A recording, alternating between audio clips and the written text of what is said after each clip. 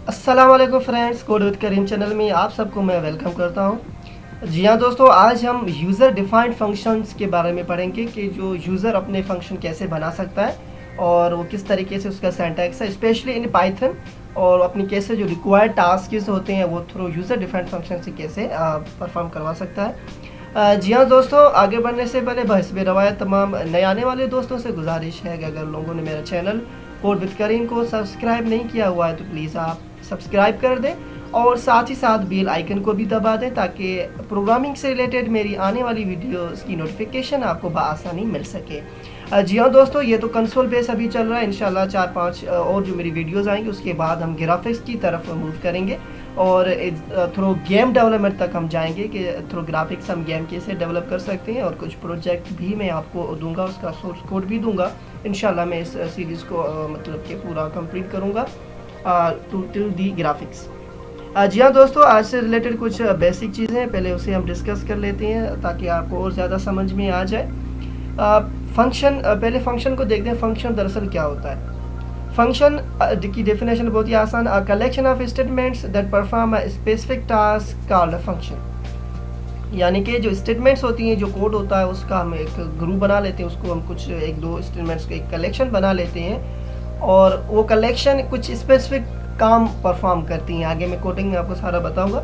तो इस मतलब कह रहे हैं सिनेरियो को फंक्शन दरअसल कहा जाता है। फंक्शन के दो टाइप्स बनते हैं, एक इनबिल्ट फंक्शन, दूसरा है user defined function. Inbuilt function क्या होता है कि functions that has been coded by developer for users task. यानी कि मिसाल के तौर पे आप पिछली वीडियोस में मैंने आपको प्रिंट फंक्शन बताया, फार है, इफ एल्स है, यानी कि जो भी हमने फंक्शंस पढ़े हैं अभी तक वो सारे के सारे हमने नहीं मतलब कोड किए, वो पहले से ही पाइथन के अंदर हमें इनबिल्ट मिलते हैं। तो इन फंक्शंस को दरअसल कैटेगराइज किया गया है कि इन फंक्शंस को कहा जाता है कि इनबिल्ट फंक्शन। दूसरे जो फंक्शंस होते हैं वो यूज़र डिफाइंड फंक्शन जो आज हम पढ़ने जा रहे हैं कि वो functions that is coded by user for performing required task in program या software called user defined function.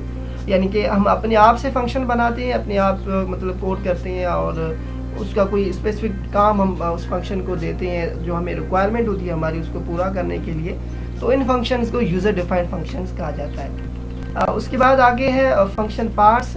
Function, हर किसी फंक्शन के दो पार्ट्स होते हैं। एक पार्ट को फंक्शन कॉल कहा जाता है, दूसरा पार्ट जो होता है उसे फंक्शन डेफिनेशन कहा जाता है। बहुत ही आसान है। फंक्शन दरअसल कॉल क्या होता है कि calling a function to perform its task by executing its statements that are grouped in its body. यानी कि जो फंक्शन हमने बनाया है, कोई स्टेटमेंट्स जो हमने ग्रुप्ड करके रखी हुई हैं कुछ काम करने के लिए, तो उनको हम कॉल करते हैं ताकि वो एग्जीक्यूट हो और वो हमने किस काम के लिए कोड किए हैं तो स्टेटमेंट्स, तो वो एग्जीक्यूट हो, उसका जो हमें आउटपुट फ़ौरन मिले, तो उसके लिए हम कॉल करते हैं फंक्शन कॉल। देन उसकी फंक्शन डेफिनेशन जो होती है वो एग्जीक्यूट होती है, तो निचला पार्ट है वो उसी में आ जाता है जिसे फंक्शन डेफिनेशन कहा जाता है। यानी कि statements that are grouped that recognise task when it is called. यानी कि फंक्शन की वो स्टेटमेंट्स जो ग्रुप किए हुए हैं एक साथ और जब उसे हम कॉल करते हैं तो वही एग्जीक्यूट होती हैं जो हमने किस काम के लिए बनाया है, तो वो काम परफॉर्म होता है, तो इसे दरअसल फंक्शन डेफिनेशन कहा जाता है। जी हाँ दोस्तों, बहुत ही आसान है। आगे जाके जब इसकी मैं कोडिंग करूँगा तब आपको और ज़्यादा इंशाल्लाह क्लियर हो जाएगा। अब जी हाँ, बढ़ते हैं पाइथन शेल की तरफ। जी हाँ, Python shell, then control N के न्यू फाइल। जी हाँ दोस्तों, जैसा कि आपको याद होगा, जैसा कि हमने प्रिंट फंक्शन पढ़ा है, काफ़ी सारे ऐसे फंक्शन जो इनबिल्ट हमने पढ़े हैं, तो उसे हम पहले कॉल करते हैं। कॉल करने का मतलब कैसे, जैसे कि अगर आपको कुछ आउटपुट की स्क्रीन पे कुछ आपको प्रिंट करना हो तो आप प्रिंट फंक्शन का इस्तेमाल करते हैं। यानी कि आप प्रिंट फंक्शन लिखते हैं, उसके बाद ये ब्रेसेस, देन कोटेशन मार्क्स वगैरह, तो उसके अंदर जो भी यहाँ पे आप डेटा देते हैं तो वो आपको आउटपुट में शो होता है। यानी कि हमने क्या किया, ये प्रिंट फंक्शन को कॉल किया है, तो इससे दरअसल कॉल कहा जाता है। अब इसकी डेफिनेशन हमने नहीं बनाई, ये इनबिल्ट फंक्शन है, ये इंटरनली तौर पे फाइल्स जो पाइथन की उसके अंदर प्रिंट की डेफिनेशंस मौजूद है।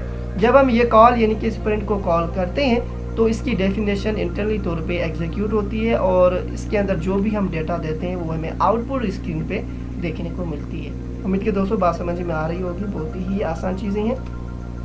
तो जी हाँ दोस्तों, ये हैं सारे इनबिल्ट फंक्शन। अब मैं आपको यूज़र डिफाइंड फंक्शंस कैसे बनाएं और वो किस तरीके से बनते हैं, वो कैसे उनका जो पूरा मैकेनिज्म बनता है स्पेशली इन पाइथन, वो आपको सिखाने जा रहा हूँ। जी हाँ दोस्तों, फंक्शन कॉल से पहले हम पहले फंक्शन डेफिनेशन लिखेंगे, ताकि जब वो फंक्शन कॉल हो तो उसकी जो डेफिनेशन हम लिखते हैं वो एग्जीक्यूट हो। तो यानी कि पहले डेफिनेशन लिखेंगे, है, तो उसके लिए मैं क्या करूँगा, एक कीवर्ड है डेफ नाम का। जी हाँ दोस्तों, जैसा कि आप देख सकते हैं जब मैंने डेफ लिखा तो उसका कलर चेंज हो चुका है, यानी कि ये ऑलरेडी यानी कि पाइथन से समझ रहा है, ये इसका सिंटैक्स बिल्कुल सही है। उसके बाद स्पेस, अब मैं उस फंक्शन का नाम लिखूंगा जो मैं यूज़र डिफाइंड यानी कि मैं खुद से बनाने जा रहा हूँ, और उससे कोई काम भी असाइन करूँगा। अब इसका नाम मिसाल के तौर पे मैं सम रख रहा हूँ, और उसके बाद क्या होगा, ये ब्रेसेस आपको देनी है। अब यहाँ पे आपको एक वेरिएबल्स कुछ रखनी है जिसके अंदर आप डेटा लेंगे। जब आगे फंक्शन कॉल करेंगे तो उसके अंदर हम डेटा पास करवाएंगे, और जब फंक्शन कॉल होगा तो उसकी डेफिनेशन जो एग्जीक्यूट होती है, जब एग्जीक्यूट होती है तो ये डेटा कुछ लेता है, यानी कि कुछ डेटा लेता है, उस पर मैनिपुलेशन कुछ करता है, उसके बाद हमें एक रिटर्न वैल्यू करता है। तो दरअसल यही बेसिक सा यूज़र डिफाइंड फंक्शन का जो है ना मैकेनिज्म बनता है। मिसाल के तौर पे मैंने यहाँ पे x, y यानी कि 2 वेरिएबल्स बना लिए, और उसके बाद आपको क्या करना है, ये कॉलोन्स इस्तेमाल करनी है, देन एंटर। अब यहाँ पे मैं क्या कर रहा हूँ, एक और वेरिएबल बना रहा हूँ जिसका नाम मिसाल के तौर पे मैं z ले लेता हूँ। आप कोई भी नाम वेरिएबल का इस्तेमाल कर सकते हैं, शर्त यह है कि वो नंबर से स्टार्ट नहीं होने चाहिए। कुछ नेमिंग रूल्स होती हैं तो वो आपको फॉलो करने होते हैं, बाकी नाम से आप कुछ भी रख सकते हैं, नो इशू।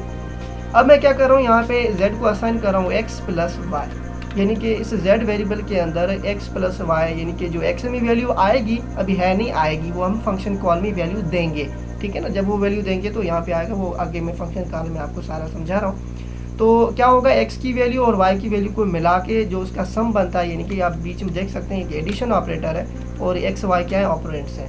ये सारी चीज़ें मैं पिछली वीडियो में आपको बता चुका हूँ, मिलकर आपको याद होंगी। तो अब क्या होगा कि x y के अंदर जो भी वैल्यूज़ आएंगी उनका जो सम पहले बनेगा, वो सम z नाम के वेरिएबल के अंदर स्टोर हो जाएगा, ठीक है दोस्तों। उसके बाद क्या होगा, मैं एक कीवर्ड लिख रहा हूँ रिटर्न, या आप देख सकते हैं इसका कलर चेंज हो चुका है, यानी कि इसका भी सिंटैक्स बिल्कुल सही है, पाइथन से समझ रहा है। फिर मैं कह रहा हूँ रिटर्न z। बस ये क्या बन गया, पूरा का पूरा मैंने एक छोटा सा फंक्शन बनाया जो क्या करता है, 2 वैल्यूज़ लेता है, कोई भी नंबर लेता है, उन नंबर का सम करके, यानी कि उन्हें 2 नंबर्स को ऐड करके हमें उसकी जो रिजल्ट है वो रिटर्न करेगा। बस इसका काम यही है, यानी कि तभी तो मैंने डेफिनेशन में कह रहा था, function is a collection of statements that perform a specific task. अब इसका टास्क क्या हुआ, सम करना, यानी कि 2 वैल्यू लेके उसका सम हमें रिटर्न करना, वापस सम देना। हम 2 वैल्यू देंगे, कोई भी डिफरेंट नंबर देंगे, और उनको सम करके उसकी क्या रिजल्ट बनती है वो हमें रिटर्न करेगा।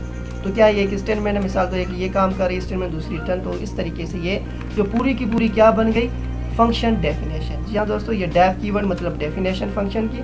फंक्शन का नाम क्या है, सम, जैसे SU है, मैंने सम नाम का बनाया क्योंकि हम उसका जो काम है वो भी सम करने का ही है। मिसाल के तौर पे यहाँ पे मैं 2 वेरिएबल को सम करा रहा हूँ, इसीलिए मैंने उसका नाम सम रख दिया। यहाँ पे नाम भी आप कुछ कोई भी रख सकते हैं, होना ऐसा चाहिए मिसाल के तौर पे उसकी बॉडी, यानी कि जो फंक्शन की है वो आप काम किस तरीके से करवा रहे हैं, कौन सा मतलब काम करवा रहे हैं, तो उसी से रिलेटेड उस फंक्शन का नाम दे, तो समझने में और समझाने में आपको बहुत आसानी होती है। तो अब क्या होता है, मिसाल के तौर पे ये सम करा तो इस फंक्शन का नाम मैंने सम दे दिया। तो ये ओवरऑल क्या बन गया, पूरा हम कह रहे हैं फंक्शन की डेफिनेशन। ये पूरी क्या है, फंक्शन की डेफिनेशन। एक पार्ट फंक्शन का क्लियर हो चुका है। अब क्या बचता है, फंक्शन कॉल। अब फंक्शन कॉल कैसे, मिसाल के तौर पर मैं एक यहाँ पे वेरिएबल बना लेता हूँ रिजल्ट नाम का, और उसको मैं असाइन करूँगा। क्या असाइन करूँगा, यहाँ पे मैं कॉल दे देता हूँ फंक्शन सम। फंक्शन को हम कॉल करते हैं, उसके अंदर 2 वैल्यू ले लेता हूँ, मिसाल की तौर एक मैंने 3 ले ली, दूसरी मैंने 8 ले ली, ठीक है। अब क्या होगा, ये पूरा जो मैंने सिंटैक्स लिखा है इसे फंक्शन कॉल कहा जाता है, ठीक है। अब ये किस फंक्शन की कॉल है, ये सम नाम के फंक्शन की कॉल है, ठीक है ना। ये से बड़ा SUM, ये स्पेलिंग सेम है, और यहाँ पे भी ये स्पेलिंग सेम होने चाहिए। ऐसे छोटा हो वहाँ पे बड़ा हो तो ये आपको एरर देगा, ये चीज़ आप ध्यान रखिएगा। लेकिन जो भी फंक्शन कॉल में या फंक्शन का नाम दे रहे हैं तो वो एज इट उसकी डेफिनेशन में नाम एज इट होना चाहिए। जैसे यहाँ पे सम है, एज इट इज़ यहाँ पर भी सम है। और दूसरी बात यह है कि मिसाल के तौर पे मैंने यहाँ पे इसे 2 वैल्यू दे रहा हूँ, इसे आर्ग्यूमेंट्स या पैरामीटर्स कहते हैं, यानी कि मैं इसे 2 आर्ग्यूमेंट पास करवा रहा हूँ, दोनों ही नंबर है, 2 नंबर है। तो क्या होगा, जब इसकी डेफिनेशन, ये कॉल है तो कॉल मतलब जब होगी तो इसकी डेफिनेशन कंट्रोल एग्जीक्यूट करेगा। तो जब कॉल होगी सम की तो कंट्रोल यहाँ पे आएगा। आप देख सकते हैं यहाँ पे सिर्फ 2 वेरिएबल है, तो 2 वैल्यूज़ है, 2 वेरिएबल, 3 मिसाल के तौर पे। अब इस प्रोग्राम में 3 x में जा रही है और 8 जो वैल्यू है वो y में जा रहा है। उसके बाद क्या हो रहा है कि ये 3 x में है, 8 y में है, इन दोनों का सम होता है और z नाम के वेरिएबल के अंदर जाके स्टोर होता है। उसके बाद क्या होता है, रिटर्न z, यानी कि z के अंदर जो इन दो नंबर्स का सम आया है वो रिटर्न होता है z के थ्रू। वो z जाके स्टोर होता है किसके अंदर, इस रिजल्ट नाम के वेरिएबल के अंदर। जो z की वैल्यू फाइनल पड़ी हुई है वो इस रिजल्ट नाम के जो वेरिएबल है इसके अंदर जाके स्टोर होती है। अब आगे हम क्या करते हैं, इसे प्रिंट कराते हैं इस रिजल्ट नाम के वेरिएबल को, ताकि हमें पता चले कि आया कि हमारे फंक्शन ने काम किया है, मतलब कि सम दो नंबर्स का किया है या नहीं किया है। तो अब यहाँ पे क्या हुआ, मैंने प्रिंट कर दिया रिजल्ट नाम के वेरिएबल को। आइए इस प्रोग्राम को पहले चलाते हैं। फाइल सेव नहीं है तो पहले सेव करने को कहेगा, तो मैं यहाँ पे यूज़र नाम से सेव कर देता हूँ। तो जी हाँ दोस्तों, जैसा कि आप देख रहे हैं हमें 11 सम मिला, यानी कि 11, बिल्कुल इसने करेक्ट जवाब हमें दिया है। यानी कि अब क्या हो रहा है कि अब देखें, ये मिसाल के तौर पे पहले डेफिनेशन है फंक्शन की, सम नाम का हमने फंक्शन बनाया, उसकी डेफिनेशन है। ये दो वेरिएबल लेगा एक्स वाई, मैंने ऐसे ही बना ली, यहाँ पे आप कोई भी वेरिएबल के नाम दे सकते हैं। अब ये दो एक वेरिएबल है, इसके अंदर वैल्यू आएंगी, ठीक है ना, वो हम कब देंगे, फंक्शन कॉल के अंदर देंगे।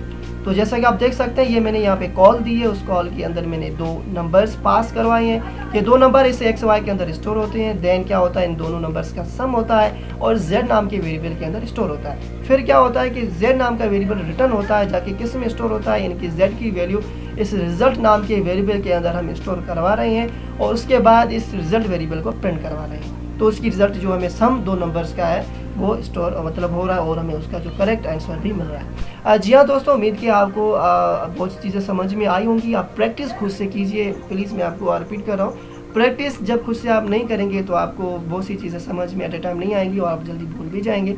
बहुत ही आसान, मैंने एक बेसिक सा एग्जांपल लेके आपको सारा मैकेनिज्म मज़े से समझाने की कोशिश की है। उम्मीद के दोस्तों आप इस वीडियो बहुत सीखे होंगे। अगर सीखे तो प्लीज़ लाइक ज़रूर कीजिएगा, कमेंट कीजिए, कोई सजेशन देंगे फिर भी आप कमेंट करें।